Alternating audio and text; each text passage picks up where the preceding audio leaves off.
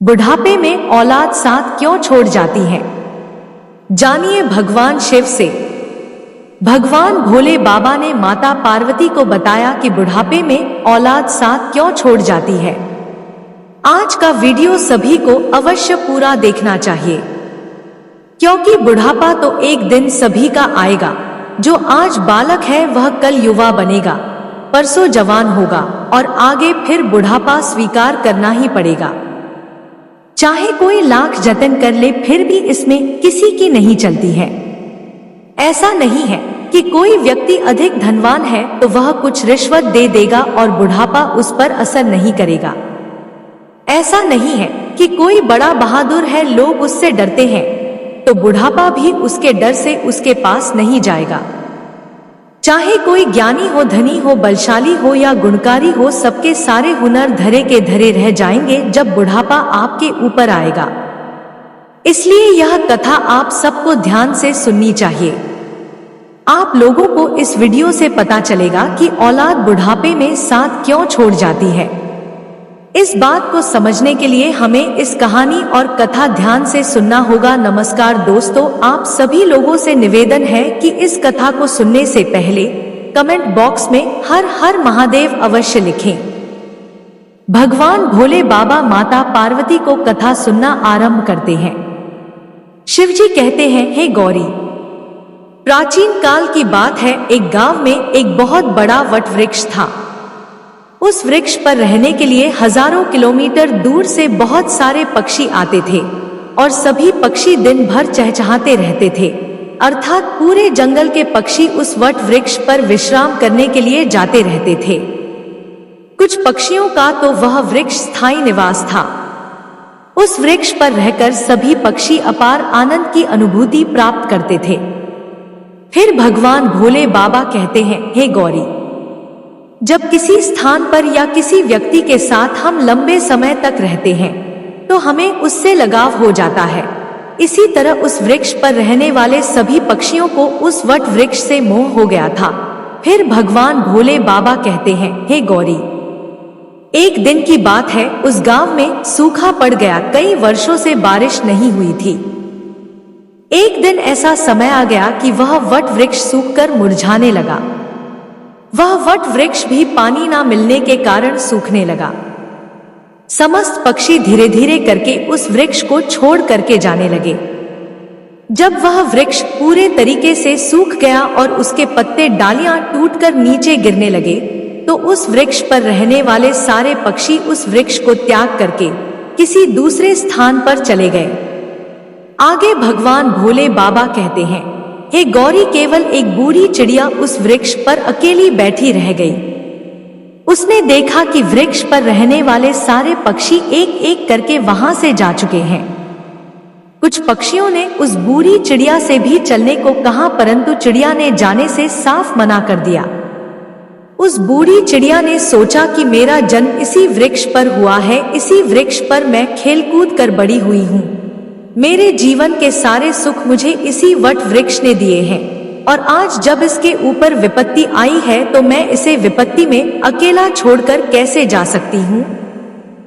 इस वृक्ष ने मुझे पाल पोस कर बड़ा किया है, दुख सुख में मेरा साथ दिया है। मुझ पर इस वृक्ष का उद्धार है। मैं मरकर भी इस वृक्ष को छोड़कर नहीं जाऊंगी। आगे भगवान भोले बाबा कहते हैं, हे गौरी, वह लोग बड़े खुदगर्ज होते हैं जो अपने माँ बाप को बुढ़ापे में छोड़कर चले जाते हैं या परदेश में रहकर सुखपूर्वक जीवन यापन करते हैं। घर पर अपने वृद्धजनों को भूल जाते हैं। ऐसी संतान के लिए धिक्कार है जो अपने माँ बाप के बुढ़ापे का सहारा नहीं बनते हैं। सोचो, जब तुम असहाय थे, जब तुम कमजोर थे, जब तुम्हारे माँ बाप ने तुम्हारा साथ छोड़ा था क्या? जब तुम बीमार हुए थे तब वह तुम्हें छोड़कर कहीं गए थे क्या? जब तुमने किसी से झगड़ा किया था और तुम झगड़े में पड़ गए थे तो क्या तुम्हारे माँ बाप ने तुम्हें अकेला छोड़ दिया था?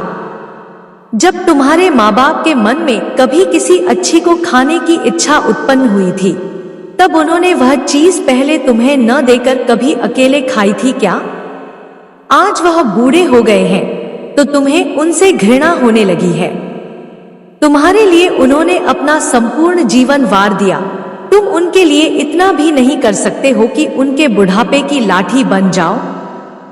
फिर आगे भगवान भोले बाबा कहते हैं, हे गौरी, उस बूढ़ी चिड़िया ने मरते दम तक उस वृक्ष का साथ ना छोड़ने की कसम खा ली।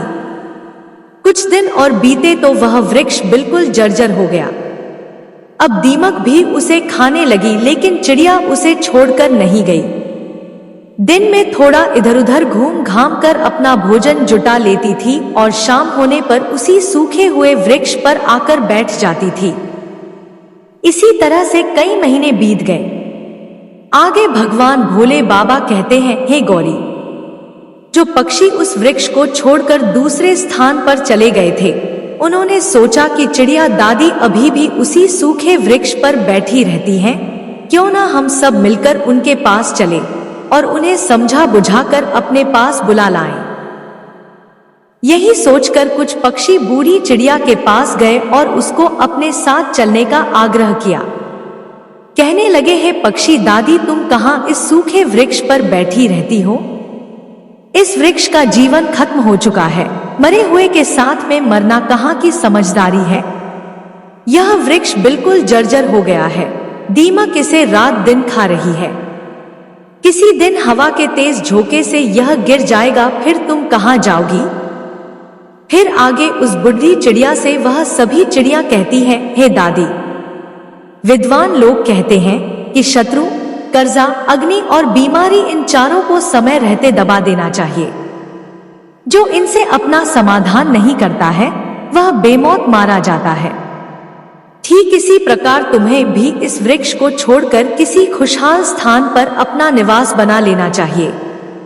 आगे भगवान भोले बाबा माता पार्वती से कहते हैं, हे गौरी, समस्त पक्षियों के समझाने पर भी बूढ़ी चिड़िया उस वृक्ष को छोड़ने के लिए तैयार नहीं हुई। कहने लगी, भाइयों, यह वृक्ष मेरे माँ बाप के समान है। मेरे माता पिता मुझे जन्म देकर इसी वृक्ष पर मुझे छोड़कर चले गए थे। उनके जाने के बाद मैं इसी वृक्ष पर खेल कूद कर बड़ी हुई हूँ। जीवन के सारे सुख मैंने इसी वृक्ष पर पाए हैं। बचपन से लेकर बुढ़ापे तक का सफर मैंने इसी वृक्ष पर व्यतीत किया है। अब इस मुश्किल घड़ी में मैं इसका साथ छोड़कर कैसे चली जाऊं?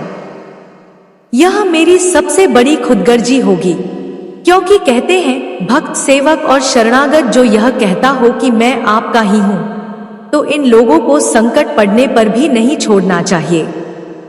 जो इन्हें संकट पड़ने पर छोड़कर जाता है उसे बहुत बड़ा पाप लगता है, और जिसने आपका पालन पोषण किया हो, दुख में साथ ना छोड़ा हो, जो ऐसे माता पिता को छोड़ता है तो वह जघन्य अपराध का भागी होता है। उन संतानों को कभी मनुष्य की योनि में जन्म नहीं मिलता है।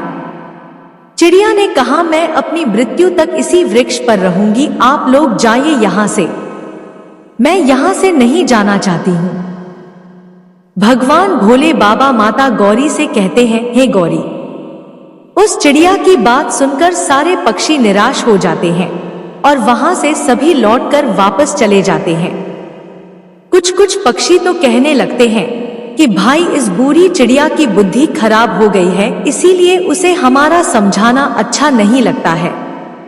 अगले दिन कुछ पक्षी फिर उसे समझाने के लिए आए, लेकिन चिड़िया ने जाने से फिर मना कर दिया। मित्रों, भगवान भोले बाबा आगे कहते हैं, हे गौरी, इस बार सारे पक्षी लौटकर अपने घर नहीं गए। वह सभी पक्षी सीधे इंद्र देवता के पास पहुंचे और उन्हें सारी बात बता दी कि हे भगवान, हम जिस वन में रहते हैं वहां कई वर्षों से पानी नहीं बरसा है। पूरा गांव पानी से वंचित है। सारे पेड़ पौधे सूख चुके हैं। उस गांव के सभी लोग तथा जीव जंतु गांव तथा उस वृक्ष को छोड़कर दूसरे स्थान पर चले गए हैं। पर दुख की बात यह है कि जिस बट के पेड़ पर हम लोग रहते थे, उसी वृक्ष पर एक बूढ़ चिड़िया भी रहती थी। हम लोग तो चले गए पर वह चिड़िया अभी भी उसी वट वृक्ष पर बैठी हुई है। वह उस वट वृक्ष को छोड़कर कहीं नहीं जाना चाहती। वृक्ष सूखकर जर्जर हो चुका है, वह कभी भी गिर सकता है। हम लोग उन्हें समझाने गए थे पर वह फिर भी उस वृक्ष को छोड़ने के लिए तैयार नहीं हुई। वह कह रही थी कि मरते दम तक मैं इस वृक्ष का साथ नहीं छोड़ूंगी। इसीलिए हे भगवान, आप स्वयं चलकर उन्हें समझा दीजिए, शायद वह आपका कहना मान जाए। दोस्तों, फिर भगवान भोले बाबा कहते हैं, हे गौरी, उन पक्षियों के निवेदन को इंद्रदेव ने स्वीकार कर लिया और इंद्रदेव उन पक्षियों के साथ उस गांव में जाकर उस बूढ़ी चिड़िया को समझाने लगते हैं। इंद्रदेव कहते हैं, हे चिड़िया रानी, मैं इंद्रदेव तुम्हें समझाने आया हूँ। यह वृक्ष बहुत ही ज्यादा जर्जर स्थिति में पहुंच गया है। इस पर छाया के लिए एक भी सूखा पत्ता नहीं बचा है और आप भी बहुत बूढ़ी हो चुकी हो। किसी दिन यह वृक्ष गिर गया तो आपकी मृत्यु हो सकती है, इसलिए इस वृक्ष को छोड़कर किसी सुरक्षित स्थान पर चली जाइए। दोस्तों, आगे भोले बाबा कहते हैं, हे गौरी, इंद्र की बात सुनकर चिड़िया कहने लगी, हे भगवान, एक बात बताओ, जब मेरा जन्म हुआ था तो मेरे माता पिता मुझे इसी वृक्ष पर छोड़कर स्वर्ग सिद्धार गए थे। मैं जब असहाय थी तो मुझे इसी वृक्ष ने पाल पोस कर बड़ा किया। मैं इसी पर खेली कूदी हूँ, इसी पर रहकर मैंने सारे सुख उठाए हैं। इसी वृक्ष पर रहते रहते मैं बूढ़ी हो गई। मेरा पूरा जीवन इसी वृक्ष की छाव में बीता है। आज जब इस वृक्ष पर विपत्ति आ गई तो मैं इसे छोड़कर कैसे चली जाऊं? अक्सर लोग यही करते हैं कि विपत्ति आने पर या गरीबी में अपने रिश्तेदार, भाई बंधु, सगे संबंधी छोड़कर चले जाते हैं। मैं उन मतलबी लोगों की तरह नहीं हूँ। मैं मरते दम तक, आखिरी सांस तक अपने माता पिता के तुल्य इस वृक्ष का साथ निभाऊंगी। आगे भगवान भोले बाबा माता पार्वती से कहते हैं, हे गौरी, उस चिड़िया का ऐसा अद्भुत प्रेम देखकर इंद्रदेव बहुत प्रसन्न हो जाते हैं। कहते हैं, हे चिड़िया रानी, मैं तुम्हें वरदान देना चाहता हूँ, बताओ तुम्हें क्या चाहिए? तब चिड़िया कहती है, भगवान, यदि देना चाहते हो तो मुझे कोई वरदान नहीं चाहिए। इस वट वृक्ष को वरदान दे दीजिए ताकि यह हरा भरा हो जाए, इसकी आयु बढ़ जाए। मैं तो वैसे भी बूढ़ हो चुकी हूँ, थोड़े बहुत दिन का जीवन और शेष बचा है। मेरे बाद इस वृक्ष की छाया में हजारों पक्षी सुखी रहेंगे, सबका भला होगा तो मुझे भी खुशी होगी। आगे भगवान भोले बाबा कहते हैं, हे गौरी, उस चिड़िया की बात सुनकर इंद्रदेव ने उस वृक्ष को फिर से हरा भरा बना दिया और पूरे गांव में पानी बरसा दिया। उस गांव के साथ पेड़ पौधे फिर से हरे भरे हो गए, चारों तरफ हरियाली छा गई। जो मनुष्य तथा जीव जंतु, पशु पक्षी उस गांव को छोड़कर चले गए थे, वह फिर से उसी गांव में लौट आए और सारे लोग फिर से अपनी खेती बाड़ी करने लगे। फिर से खेतों में हरियाली छा गई और सारे पक्षी उसी वट वृक्ष पर आकर रहने इस गांव के लोग और सभी पक्षी उस बूढ़ी चिड़िया दादी की खूब सेवा करने लगे। उनके लिए भोजन पानी सब वहीं लाकर देते थे। इस प्रकार उस चिड़िया का शेष जीवन सुख पूर्वक बीत गया। मित्रों, आगे भगवान भोले बाबा कहते हैं, हे गौरी, इस कथा से मनुष्य को यह सीख लेनी चाहिए कि अपनों का बुरे वक्त में कभी साथ नहीं छोड़ना चाहिए। खास करके जिसने आपको जन्म दिया है, उस माँ का और पालन पोषण करने वाले उस पिता का जो आपके जीवन दाता है। आपको पाल पोस कर बड़ा करने में उन्होंने बहुत तकलीफ उठाई है। उनके बुढ़ापे में अगर आप सहारा नहीं बन पाए तो आपका यह जीवन किसी काम का नहीं होगा। मित्रों, इसीलिए बुढ़ापे में अपने माता पिता की सेवा सदैव करनी चाहिए, जिससे मृत्यु के बाद हमें ज्यादा दुखों का सामना नहीं करना पड़े। जो लोग अपने माता तथा पिता की सदैव सेवा करते हैं, वह जीवन में कभी गरीब नहीं होता है तथा अपने माता पिता के रहते हुए वह जीवन भर सुख की अनुभूति करता है। तो दोस्तों, इस प्रकार से भगवान भोले बाबा ने माता पार्वती को बताया, बुढ़ापे में औलाद माता पिता का साथ क्यों छोड़ जाती है।